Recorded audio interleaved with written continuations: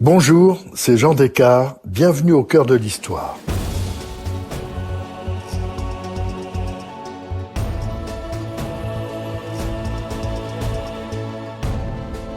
Il y a 40 ans, Sir Alfred Hitchcock, l'un des plus célèbres réalisateurs du cinéma, s'éteignait à Los Angeles.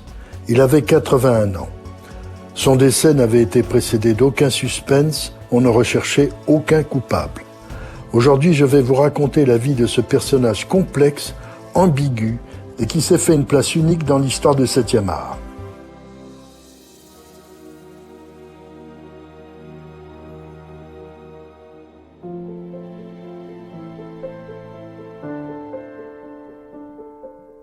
Le 29 avril 1980, accompagné d'un photographe du Figaro Magazine, j'avais rendez-vous avec la princesse Grâce de Monaco à son domicile parisien. Elle était toujours d'une ponctualité parfaite. Or, on nous annonce qu'elle serait un peu en retard. Une ambiance inhabituelle, silencieuse, imprégnait la résidence. Soudain, en haut de l'escalier, elle apparaît en larmes. Elle descend lentement, tenant un papier à la main. Nous nous connaissions depuis des années. Que s'était-il passé? Elle me dit « Bonjour, excusez-moi. Je viens d'apprendre une affreuse nouvelle. Hitch est mort. Vous comprendrez que ce n'est pas le moment d'une interview. Et en plus, je ne suis pas photographiable. » Elle était totalement bouleversée, mais elle avait eu la grande courtoisie de nous prévenir elle-même. Elle était comme ça, respectueuse de ses engagements et attentive aux autres. Nous partîmes immédiatement. Un autre rendez-vous serait fixé dès que possible. Elle avait tourné 3 films pour Alfred Hitchcock. Pour lui, elle incarnait l'idéal féminin. Son statut de princesse, son refus de tourner avec lui après son mariage et sa nouvelle vie n'avaient rien changé à leur amitié. Mais qui était vraiment Alfred Hitchcock? Alfred Hitchcock naît à Londres le 13 août 1899. Ses parents sont marchands de fruits et légumes. Alfred est le petit dernier. Son frère a 9 ans de plus que lui et sa sœur 7. Il est solitaire et tranquille. Il définit lui-même son enfance. J'étais toujours assis seul dans un coin à observer et à réfléchir. Je pense que mon œil, si sensible aux détails, est le résultat de mon enfance. Il raconte aussi volontiers son premier grand traumatisme. Il a 5 ans. Il contrarie son père pour une bêtise. Celui-ci l'envoie au poste de police avec une lettre pour le commissaire. Le policier lit la lettre et enferme Alfred dans une cellule pendant 10 minutes en lui disant « Voilà comment nous traitons les vilains petits garçons ». Le premier effroi d'un enfant. Il saura plus tard génialement transmettre au public cette angoisse. Ce sera même sa marque de fabrique. La famille est catholique. Alfred sera pensionnaire chez les jésuites au collège Saint-Ignace jusqu'à 14 ans. Encore un lieu où il connaîtra 1000 peurs, les jésuites pratiquant alors les châtiments corporels et même la torture psychologique. En effet, on sait qu'on va être puni, mais on ne sait ni quand, ni de quelle façon, un vrai suspense. Plus tard, Alfred dira tout de même que les jésuites lui ont enseigné « Le sens de l'organisation est dans une certaine mesure celui de l'analyse. Pour ce qui est de l'influence religieuse à l'époque, je crois que c'était la peur. » Il est passionné par la géographie, les plans, les cartes, les bulletins de la Lloyd's indiquant les mouvements des bateaux, leurs trajets et leurs destinations. Il se passionne aussi pour les indicateurs des chemins de fer et récite, par cœur, la liste des gares desservies par l'Orient Express. Après le collège, Alfred Hitchcock va faire des études supérieures d'ingénieur. Il suit aussi, à l'Université de Londres, des cours de dessin. Et c'est par le dessin qu'il arrivera au cinéma. Il s'intéresse également au théâtre et aux très belles actrices qui s'y produisent. Les jolies comédiennes ainsi que l'univers du théâtre et du music-hall seront très présents dans son œuvre.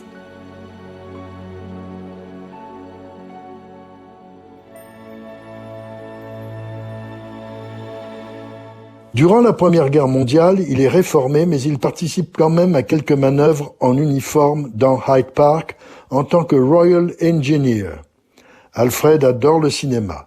Il admire Griffith avec son film Intolérance, mais préfère le cinéma anglais au cinéma américain. Il se passionne aussi pour l'expressionnisme allemand de Fritz Lang et de Murnau. À 19 ans, Alfred Hitchcock est engagé par la Henley Telegraph Company, fabricant des câbles électriques. Il s'occupe de la publicité et crée un journal pour l'entreprise. En 1920, grâce à un ami comédien, il signe un contrat avec la compagnie américaine Famous Players Lasky. Celle-ci ouvre des studios à Londres. Hitchcock va composer les intertitres des films, évidemment muets. Il les améliore en les accompagnant de petits dessins drôles et explicites. L'équipe de Famous Players Lasky comporte 3 femmes scénaristes venues de Hollywood. Il travaille avec elles et apprend à composer un scénario. En 1922, il est assistant réalisateur. La même année, pour Woman to Woman, en français La danseuse blessée, il est scénariste, adaptateur, dialoguiste et co-réalisateur. Il est aussi en charge des décors. C'est sur ce tournage qu'il va rencontrer Alma Reville, la monteuse du film. Elle a le même âge que lui, mais elle est du sérail. Son père travaillait au studio de Twickenham. Il va remarquablement s'entendre avec Alma, seulement sur le plan professionnel au début. Avec elle, il tourne 2 autres films à Londres. 1925 est une année importante. Hitchcock part pour Berlin, tourner un film dans les studios réputés de Babelsberg. C'est pour tourner The Blackguard, en français Le Voyou, qui raconte la vie d'un violoniste. Le producteur monte une coproduction avec la UFA, l'immense société du cinéma allemand. Le film est donc réalisé à Berlin, où Hitchcock découvre un monde inconnu pour lui, des nightclubs où dansent ensemble des gens de même sexe, la fille du directeur de la UFA qui lui propose 2 jeunes Allemandes, prêtes à lui faire plaisir, devant le « Nein, nein, non, non » effrayé d'Alfred, les 2 filles se mettent au lit ensemble. Pour mieux profiter du spectacle, la fille du patron de la UFA va ajuster ses lunettes. Hitchcock découvre d'un seul coup l'homosexualité féminine, le voyeurisme et l'intérêt des femmes à lunettes. Sur le plateau voisin, Murnau tourne Le Dernier des Hommes. Hitchcock est fasciné par sa méthode. Berlin sera une leçon de cinéma pour lui. Dans le bateau qui la ramène vers le Royaume-Uni, Hitchcock demande la main d'Alma. Elle accepte, ils se marieront l'année suivante, en 1926.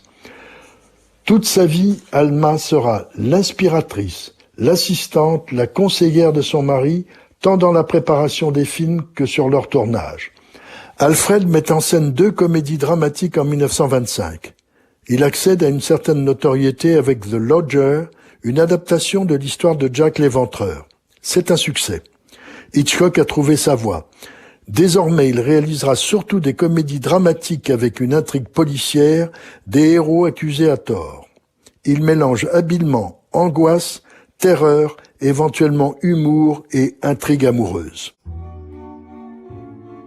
En 1934, il réalise son vrai premier film à suspense, L'homme qui en savait trop, et en fera lui-même une nouvelle version en 1956. Puis, en 1935, il tourne Les 39 marches, une histoire d'espionnage qui rassemble plusieurs de ses passions. Il y a des conspirateurs sans scrupules dans le contexte de l'avant-guerre, un héros injustement poursuivi dans un train, une intrigue sentimentale délicieusement teintée d'érotisme avec, notamment, des menottes comme accessoires. Une aventure passionnante, drôle et haletante, Hitchcock s'impose en maître du genre, c'est un immense succès. 3 ans plus tard, en 1938, il met en scène Une femme disparaît, entièrement tournée dans un petit studio près de Londres. Encore une histoire d'espionnage, mais d'une actualité inquiétante. L'intrigue se déroule presque intégralement à bord de l'Orient Express et Hitchcock montre toute sa maestria dans ce tournage en vase clos. Un exploit qui n'échappera pas à David O. Selznick, le producteur de Autant en emporte le vent. Il invite Alfred Hitchcock à Hollywood. Il lui propose d'adapter au cinéma le chef-d'œuvre et best-seller de la romancière anglaise Daphné du Maurier, Rebecca. Pour Hitchcock, Rebecca est un total changement de genre. C'est une ouverture au romantisme, une expérience rare dans son œuvre. Le tournage ne sera pas facile. Constamment surveillé par le tyrannique O. Selznick, le cinéaste doit se battre pour diriger le tournage à sa façon. Il entretient aussi des relations orageuses avec l'actrice principale Joan Fontaine. Finalement, il utilise la timidité et le côté emprunté de la comédienne pour rendre crédible son personnage. La deuxième Madame de Winter, follement amoureuse de son mari, incarnée par Laurence Olivier, ne comprend pas pourquoi il l'a épousée. Elle est surtout complexée et fascinée par l'ombre de sa première épouse, morte dans des conditions mystérieuses. Avec Rebecca, Hitchcock signe un film parfait et envoûtant qui remporte l'Oscar du meilleur film en 1940. Cette année-là, Hitchcock commence une série de films de propagande anti-nazi comme Correspondant 17, Cinquième colonne et Lifeboat en 1943. Ce dernier titre est un film étonnant. Une dizaine de personnages partagent un canot de sauvetage après que leur bateau ait été coulé par un sous-marin allemand. Un vase clos en pleine mer, des caractères forts, des traîtres, un scénario riche en surprises. Tout en réalisant ces films patriotiques, Hitchcock ne renonce pas au romanesque. En 1941, il avait réalisé le délicieux Mr. and Mrs. Smith, une comédie matrimoniale qui lui a permis de diriger Carole Lombard, avec qui il s'est merveilleusement entendu. Elle avait autant d'humour que son metteur en scène. Comme Hitchcock avait déclaré dans un interview que pour lui les comédiens n'étaient que du bétail, le premier jour du tournage, Hitchcock ne trouva sur le plateau que 3 vaches portant chacune autour du cou une pancarte au nom des 3 principaux protagonistes, dont Carole Lombard. Alfred Hitchcock adorait les farces, le tournage fut un rêve.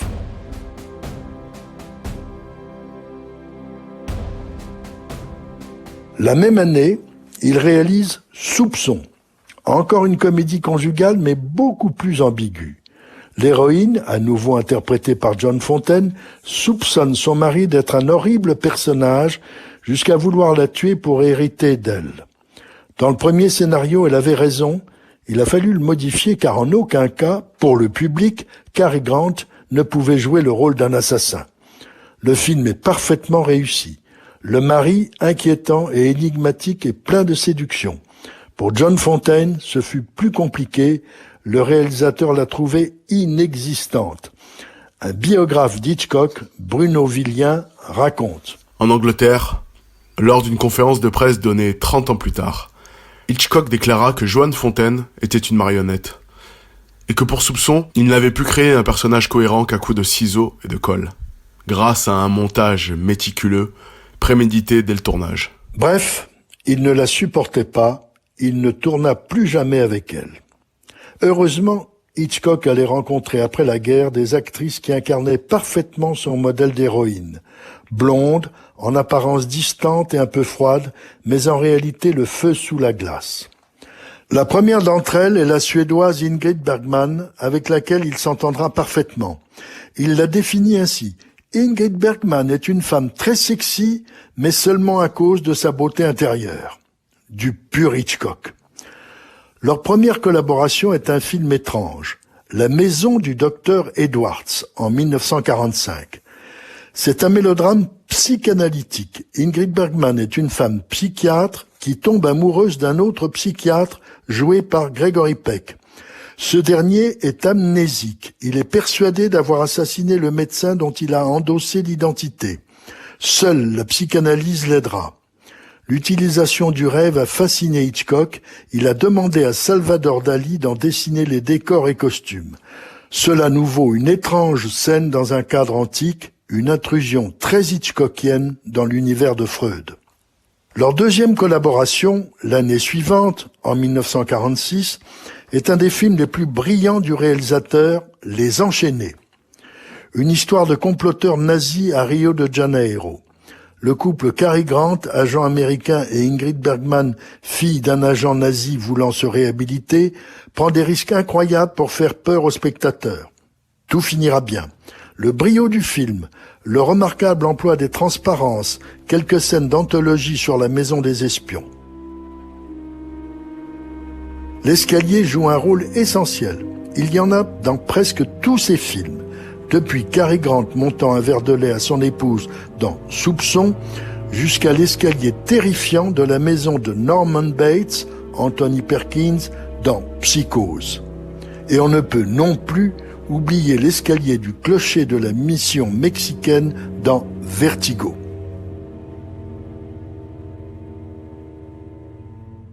Le troisième film avec Ingrid Bergman, Les Amants du Capricorne, est le seul d'Hitchcock en costume.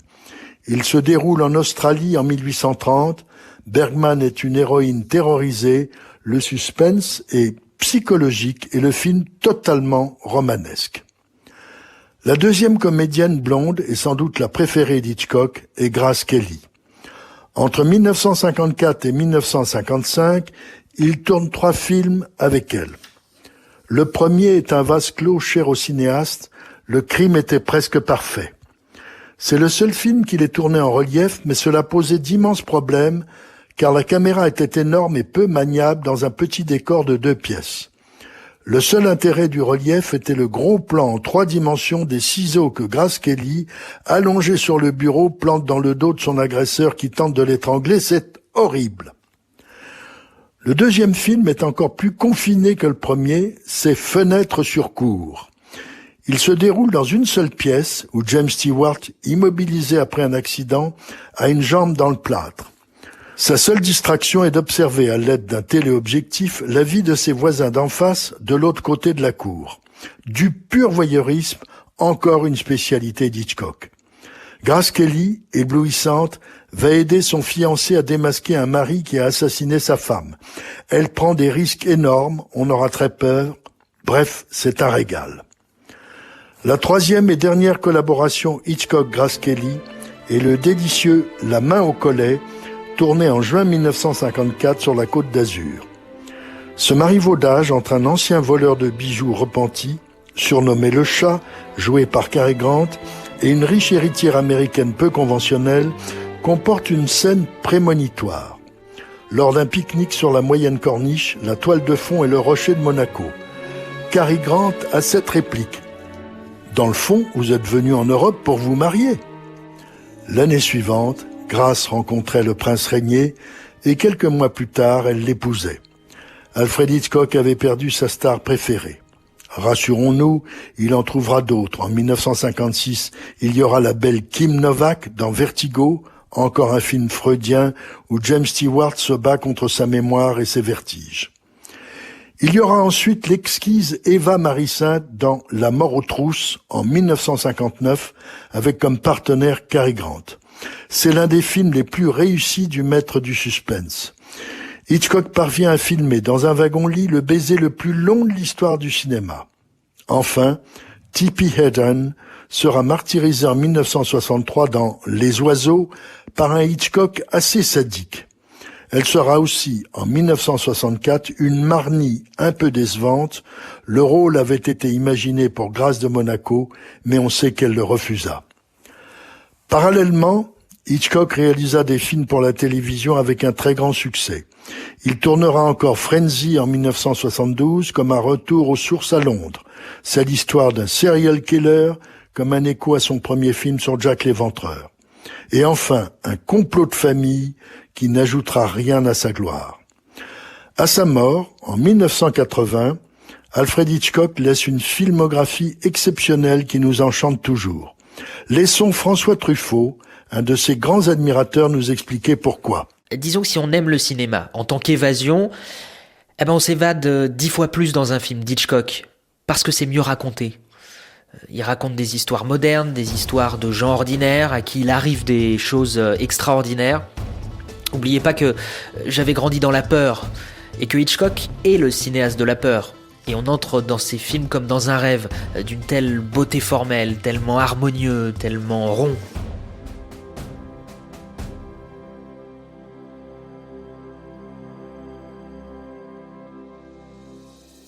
Si cette plongée dans l'histoire du cinéma vous a plu, n'hésitez pas à en parler autour de vous et à me laisser vos commentaires sur le groupe Facebook de l'émission. Je vous dis à bientôt pour un nouvel épisode de Au cœur de l'histoire. Au cœur de l'histoire est une production Europe 1 Studio. Ce podcast est écrit et présenté par Jean Descartes. Il a été réalisé par Guillaume Vassaux. Pour ne rater aucun épisode, abonnez-vous sur Apple Podcasts ou vos plateformes habituelles d'écoute.